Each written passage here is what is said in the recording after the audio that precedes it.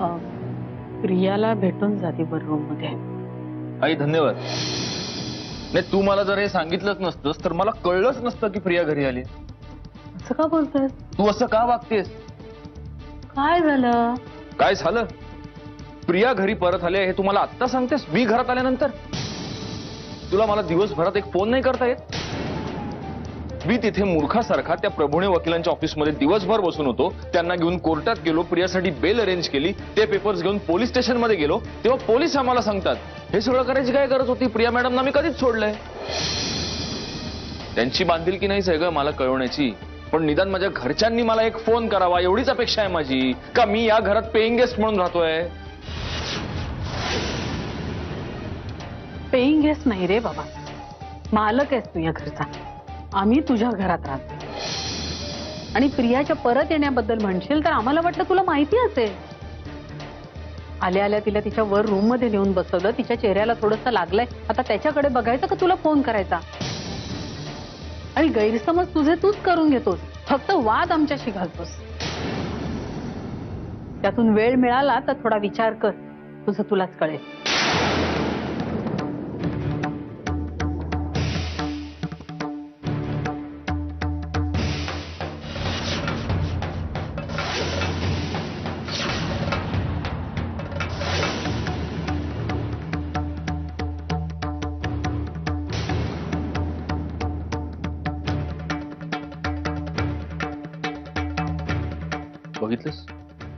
बघितलंस किती तोडलंस तू मला माझ्याच माणसांपासून. खूप मजा वाटत असेल ना तुला हे सगळं बघून. तुझ्याशी काय वाद घालणार म्हणा, दगडावर डोका आपटण्यासारखं आहे ते.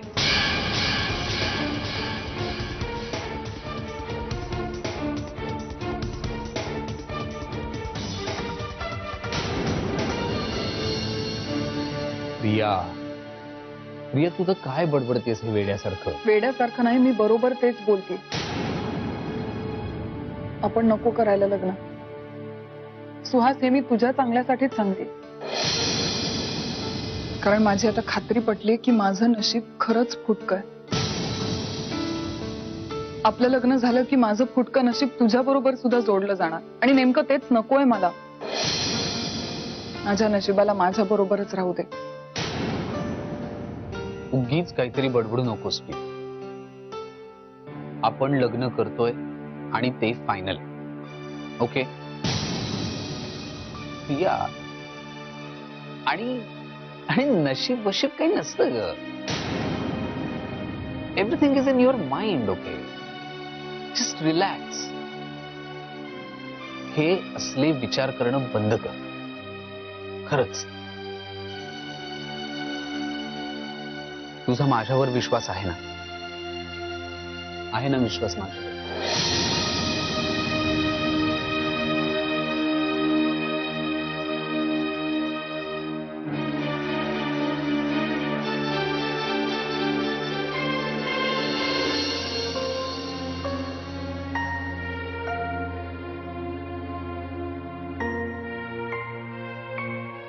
स्वतःपेक्षा जास्त. पण सुहास, विषयाची परीक्षा अशी सारखी सारखी घ्यायची नसते. तुला एवढे अनुभव आले तरी ते पुरेसे नाही आहेत का? आपल्या साखरपुड्याच्या दिवशी दादाच्या बायकोने येऊन माझ्यावर वाटेल तसे आरोप केले. सत्यजित मंजिरीने सुद्धा माझ्यावर विश्वास ठेवला नाही. नंतर हा खुनाचा आळ. हे इतके सगळे अनुभव आले तुला, तरी सुद्धा तुझा निर्णय ठामच आहे का? सुहास, माणसाच्या नशिबात जेवढं सुख लिहिलेलं असतं ना, त्याला तेवढंच मिळतं. जास्तीची अपेक्षा केली म्हणून ते मिळतच असं नाही.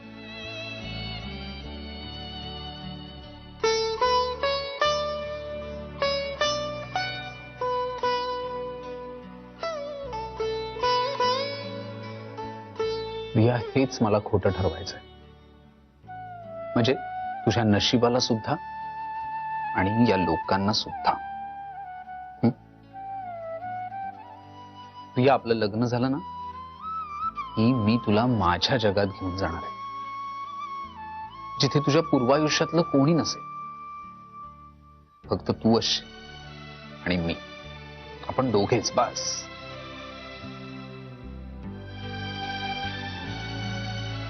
सत्यजित ये ना. नाही, मी पोलीस स्टेशन मध्ये गेलो, तिथे मला कळलं की तुझी सुटका झाली. विचारपूस करायला आलो होतो फक्त. सुहास आला हे माहित नव्हतं मला. आय एम सॉरी, मी जातो. नाही, तशा तुम्हाला बऱ्याच गोष्टी माहित नसतात. म्हणजे नाही, काही नाही, मी प्रियाला सांगत होतो की आता आपण लवकरात लवकर लग्न करूच या. कुणी आपल्याला अडवणार नाही आणि कुणी अडवलं तरी मी त्याला भीक घालत नाही. Very good decision Suhas.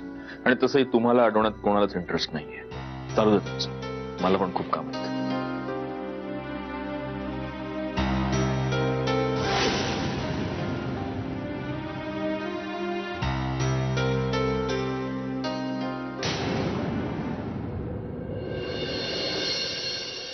काल आलो मी विहंग भाऊजींना भेटून.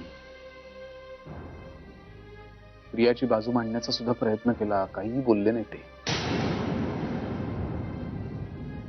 मधुराचं जाणं, त्यामुळे खूप दुःख झालंय त्यांना. साहजिक आहे. आपण ज्या व्यक्तीवर जीवापाड प्रेम करतो त्या व्यक्तीला जरा काही झालं तर आपल्याला सहन होत नाही. माझंच बघ ना. प्रियाच्या अटकेची बातमी कळल्यावर माझी जी काही तगमग झाली होती ते आठवलं तरी अंगावर शहारा येतो. मधुराच्या जाण्याचं फार मनाला लागलंय विहंग भाऊजींच्या. खूप दुःख झालंय त्यांना.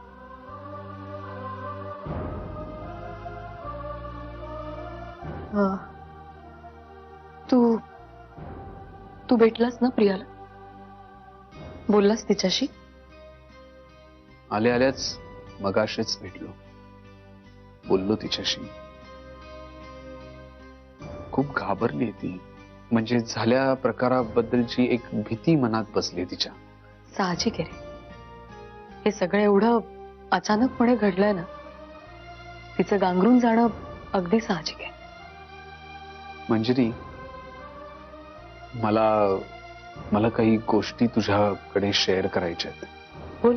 मी प्रियाला लवकरात लवकर लग्न करायचं वचन दिलंय. मला तिला इथनं घेऊन जायचंय. इथे नाही ठेवायचंय तिला. तिला लवकरात लवकर माझ्या जगात घेऊन जायचंय मला तिला.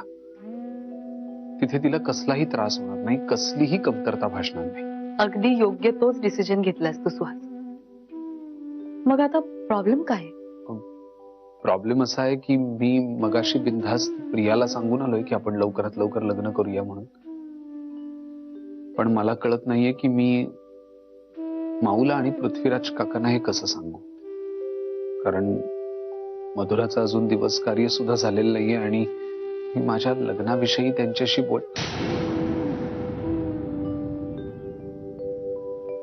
मला बरोबर वाटत नाहीये. सुहास, हे बघ, तू जास्त विचार नको करूस. चांगल्या गोष्टींसाठी मुहूर्त शोधायचे नसतात.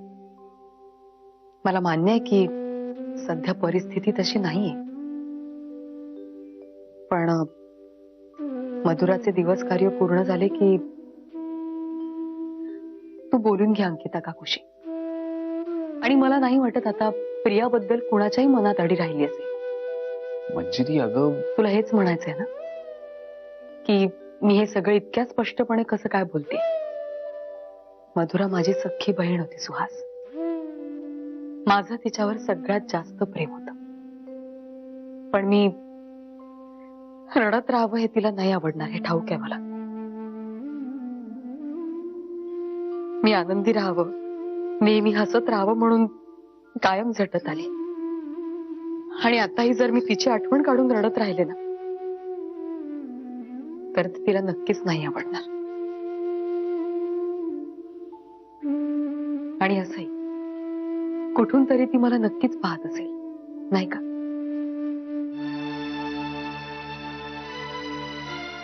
मंजिरी, इतकी समजूतदार कधी झालीस ग तू? ज्यांचे खांदे भक्कम असतात ना सुहास, परिस्थिती त्यांच्याच खांद्यावर ओझं टाकते. मला तर परिस्थितीचं ओझं आणि भक्कम खांदे दोन्ही मिळाले. पण प्रियाचं तसं नाहीये सुहास. तिच्या वाट्याला कायम दुःख आले. म्हणून तुला सांगते, तू लवकरात लवकर प्रियाशी लग्न करून घे. तिला हवी ती सगळी सुख तू तिला दे. ऐक माझं, तू बोलून घे अंकिता काकूशी. आणि मला पूर्ण खात्री, सगळेजण तुम्हा दोघांचं म्हणणं नीट ऐकून घेते. डोंट वरी.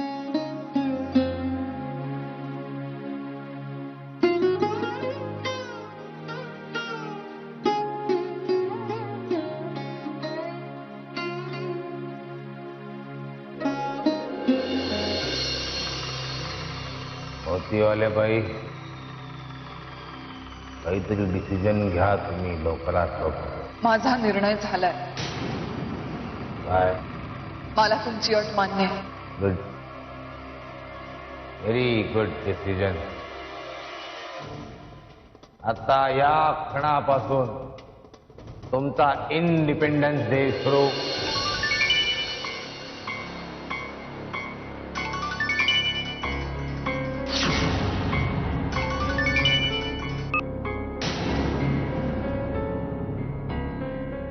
आता काय करू? घेऊ का नको घेऊ? घ्यायला तर हवाच. मला जेलमधून यांनीच तर सोडवलंय.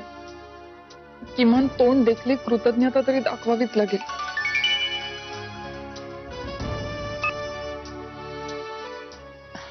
Hello mister Holkar. तू कुठे आहेस? मिस्टर होळकर, तुम्ही ओळखलं नाही बहुतेक. मी तुमची मोतीवाली फ्रेंड प्रिया बोलतीये. चुकून फोन लावलाय का मला? नाही म्हणजे आहो जाहो वरनं डिरेक्टली अरे तुरेवर आलात. दादा लायकी बघून मान देतो. लव्ह लाईफ वेगळा, व्यवहार वेगळा. तुला जेल मधून सोडून आणून तुझ्यावर मी किती मोठे उपकार केलेत. Now you are my property, you are under my possession. आम्ही मालक, तू नोकर. मान बरोबरी त्याला दिला जातो, अंडर मध्ये असलेलं नाही. मिस्टर होळकर, तुम्ही काय बोलताय मला काहीच कळत नाहीये. सगळं कळतंय तुला. आत्ताच्या आत्ता चपला घालायच्या आणि ताबडतोब आमच्या घराच्या दिशेने निघायचं. As fast as you can. आत्ता? आत्ताच्या आत्ता. मिस्टर होळकर, आत्ता कसं जमेल? नाही म्हणजे मी आत्ताच जेलमधून सुटून इकडे आले ना. तू आत्ताच जेलमधून आलीस ना, तर मी आत्ताच्या आत्ता परत जेलमध्ये जाईल. Be clever, come as fast as you can. I am waiting here. Otherwise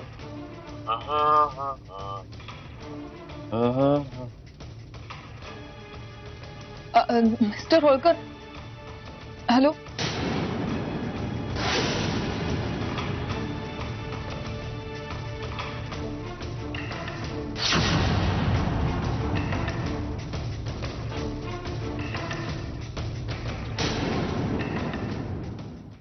या घरातली काम कधी माझा पिच्छा सोड. माझं खूप महत्वाचं काम आहे तुझ्याकडे. ऐक ना. 2 मिनिटं बसले ना तर लगेच आलीस का ग छळायला मला? नाहीतर ना आत होतीस तेच बरं होतं. मला एवढं टेन्शन आलं. इकडे मी सांगते काहीतरी महत्वाचं काम आहे. ऐक ना. बोल. नेत्रा, मला दादाचा फोन आला होता. तुला का? अगं त्यांनीच सोडवलं ना मला. काय? श्श्श. हळू.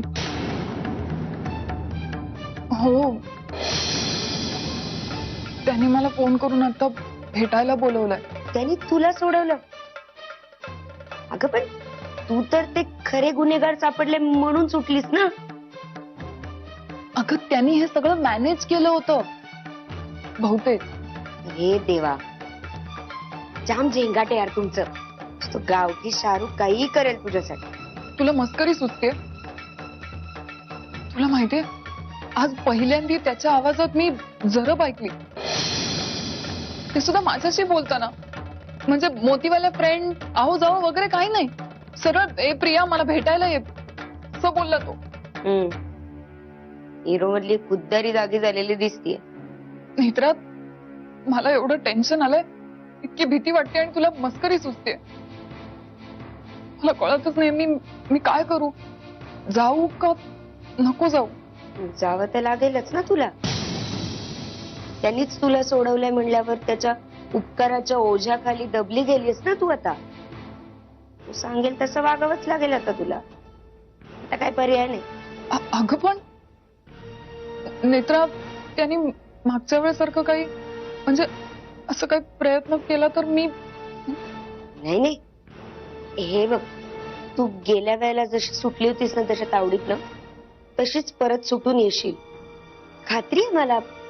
हुशार आहेस तू. I have full confidence in you. Don't worry. हा, फक्त प्रिया लवकर जा त्याला भेटायला. कारण कसं आहे ना, दादा होळकर येतो. तो जर चौताळला ना, इथे यायलाही कमी नाही करणार. इथे येऊन तमाशा करेल. तो जर का इथे आला ना, तुझ्या बरोबर माझी पण काशी करून ठेव. सो प्रिया, प्लीज माझ्यासाठी जाऊन त्याला भेट. हा, काही नाही होणार प्रिया. येशील परत तू. हा, लवकर जा. जाते. हा, Netra, all the best. All the best. काही नाही होणार. जा जा.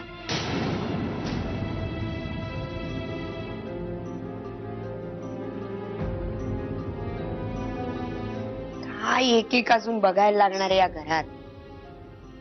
जाऊ दे, मरू दे. नंतर धावपळ करायचीच. आत्ता आराम तरी करू.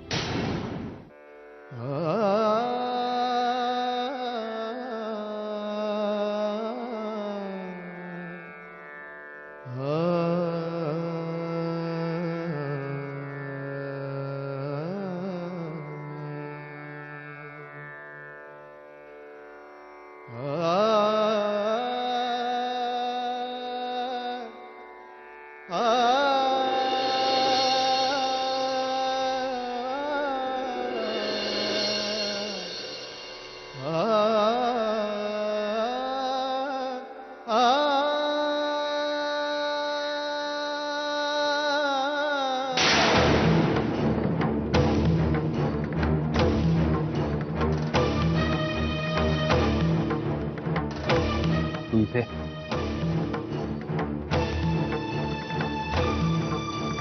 मी कुठे जाणार विहंग? अरे मित्र आहेस तू माझा. पण आता सावर स्वतःला प्लीज.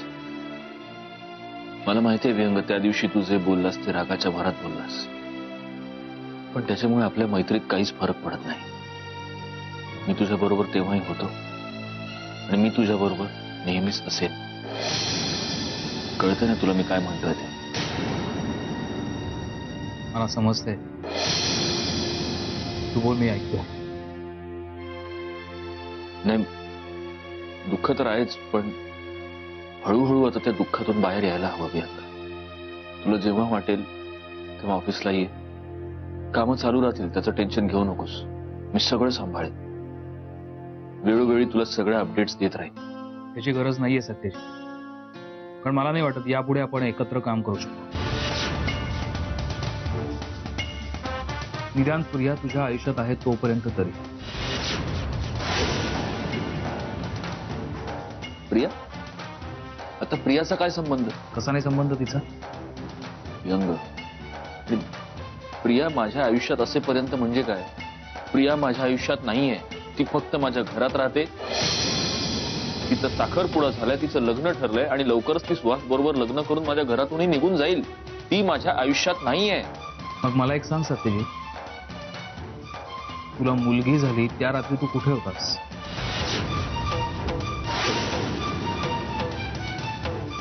प्रिया सोबत ना? सांग ना, काय करत होतास तिच्यासोबत? हे बघ विहंग, ते सत्यजित तुझ्यासाठी काय महत्वाचं आहे ना ते कळलंय मला. निघ इथून.